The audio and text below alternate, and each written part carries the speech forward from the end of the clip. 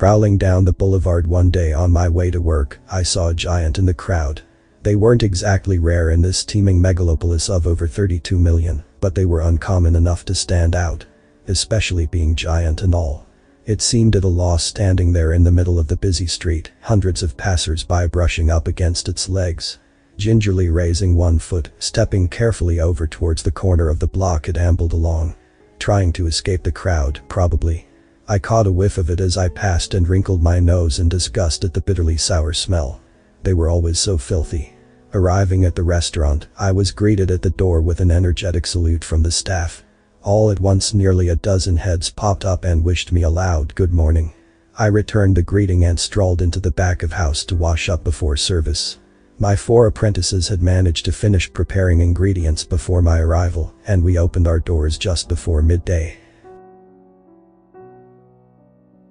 It was a small shop in such a big city, but I took my work seriously as a craftsman, and I was confident in my abilities. The place was cluttered with everyday regulars, and no food ever went bad in this kitchen. No matter what, there would always be a hungry belly ready to receive it. The lunch rush went as usual, a flurry of rushed businessmen thankfully scarfing down their food before returning to work. It was getting slow, and I was feeling drowsy, thinking of taking an afternoon nap while the kitchen prepped for the evening. When a frazzled-looking server and an anxious cook came to find me. There was a giant in our dining room. My tail stood straight up. Apparently he wanted a meal. I was conflicted. Could it even eat our food? They could eat meat, right? I sent the server to ask, and she reported that it could indeed. No known food allergies. She had recommended the meatloaf special, a savory blend of light and dark meat, topped with our signature gravy. I prepared the meal myself using my grandmother's recipe and sent it out. An extra large portion, on the house for our rare uncommon guest.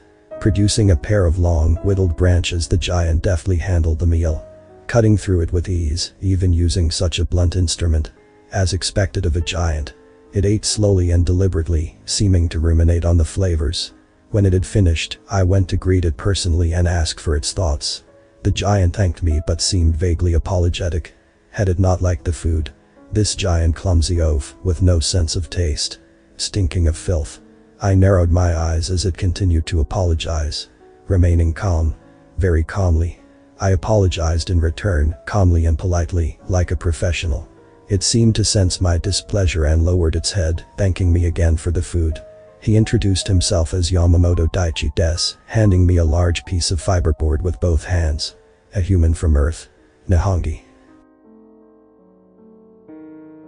I went home that evening filled with a nagging curiosity.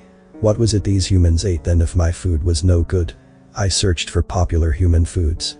What I found disgusted me. They ate anything and everything, and some things that weren't even edible.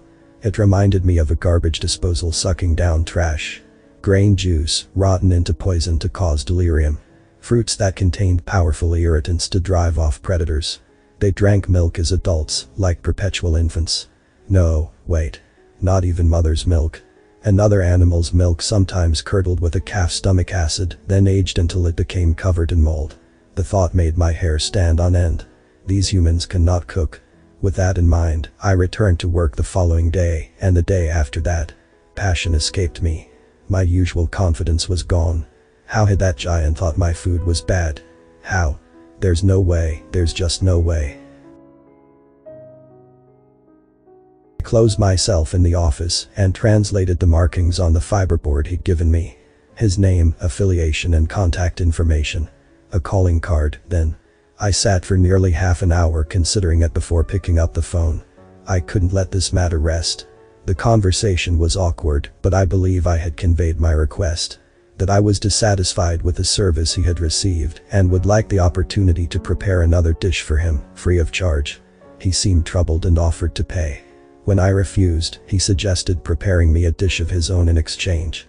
A drawn-out silence hung on the line for several seconds as I considered the implications of eating a horrible giant's awful food. Would he get angry if I hated it? I hoped that he wouldn't get violent at least, and I reluctantly agreed. My pride was on the line, there's no way I could back down. We agreed to meet again in 10 days on my day off. The restaurant would be closed and we'd have the kitchen all to ourselves. I asked Yamamoto-san, as he had corrected me, if our facilities would be suitable for him, and he reassured me that they would. 10 days later I arrived early in the morning and armed to the teeth with the best quality ingredients I could source. One whole bird, a fatty waterfowl, normally reserved only for special occasions. Slow roasted until it had a brown, crispy exterior with a juicy, succulent interior. Lightly scored to better absorb the ultra-rich bone broth I had been stewing for nearly 3 days, now brushed onto every inch of the fowl. Served with a side of petite poached eggs, and topped with a blend of the most potent spices I could prepare. The smell alone was enough to make you high. All my research told me that the human palate lacked subtlety, and I was determined that this dish would hit him like a kick in the head. We had agreed on dinner, and I arrived early to prepare my dish.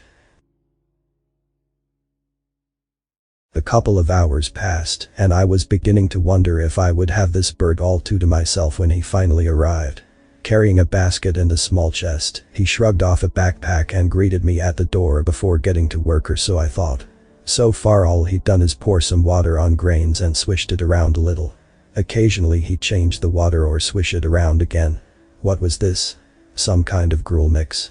The grain was deathly pale, and I wondered for a moment if he'd bleached it. Do humans season their food with bleach? I asked to be sure, and he told me no, it's a special kind of grain that's just naturally white. I eyeballed a fillet that he'd taken from the chilled chest and laid on the counter at some point during the process. It looked like some kind of fish. The whole process seemed dreadfully simple to me, as I painstakingly finished the preparations and plating for my roast fowl. Yamamoto-san hummed approvingly, as he plucked an egg from the plate and swallowed it whole. Scraping whole bites of meat away with those same whittled branches, I looked on with pride. It was so tender that it practically fell off the bone. Once again I received a polite thanks as he lowered his head, commenting that it was delicious. Of course it's delicious, I thought, a smug grin teasing the corners of my mouth. All that's left now is to take a bite or two of his gruel, and all will be right. He hadn't even bothered preparing the fish, as if he'd realized hours ago that there was no real point. To my surprise, however, he approached it immediately. Uncovering his basket, a cloud of steam billowed out along with a bitter, astringent smell. Suspiciously like bleach. Carefully, he sliced a small bit of raw meat from the fish. Taking a handful of grain from the basket, he pressed them firmly together, and it seemed to stick. Finally, he brushed it with a watery pitch-black sauce before offering it to me. I eyed the piece skeptically. Raw meat. What was that sauce? It smelled salty and pungent.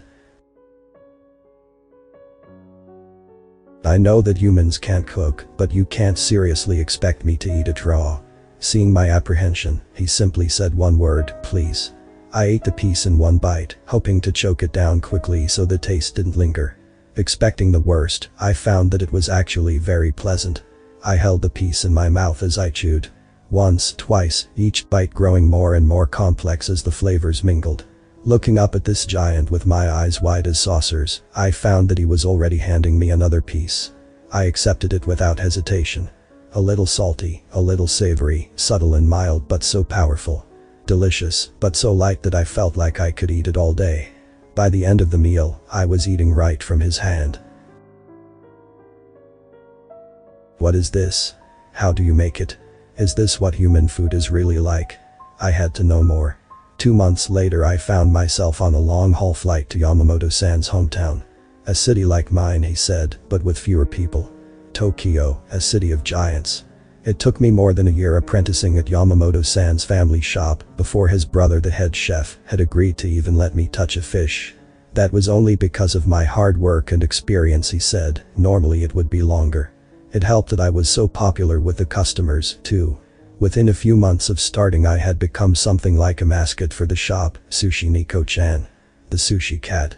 Ultimately, they even agreed to sponsor my former apprentices and servers with work visas if they wanted to come visit the country. I wrote, telling them everything I'd seen and experienced there, and more than half of them agreed to come. The humans were not as filthy as I'd thought after all, it's just that they don't clean themselves like we do. Preferring to soak in hot water, it's an everyday ritual for them. In particular, I found myself enjoying a public bathhouse with natural hot springs at least twice a week, despite keeping up with my own regular hygiene. After visiting a few times, the owner called out and recommended a drink to me after the warm bath. A bottle of cold milk was a must, he said. I was a little reluctant, but after trying a few other human foods, tuna sando is a new lunchtime favorite, I decided to give it a chance. The large bottle was too much for my paws, but he poured a bowlful for me, and I lapped it up gratefully. Cool, creamy and refreshing. Their food is strange to me, these people that can eat anything. To our refined sensibilities, it seems insane. That insanity, though, it opens a whole new world of possibility. Humans can't cook, but they can eat anything. Author's name and the link to original text in the description. Consider tapping the thumbs up and pressing the subscribe button if you enjoyed this video. And please join our channel.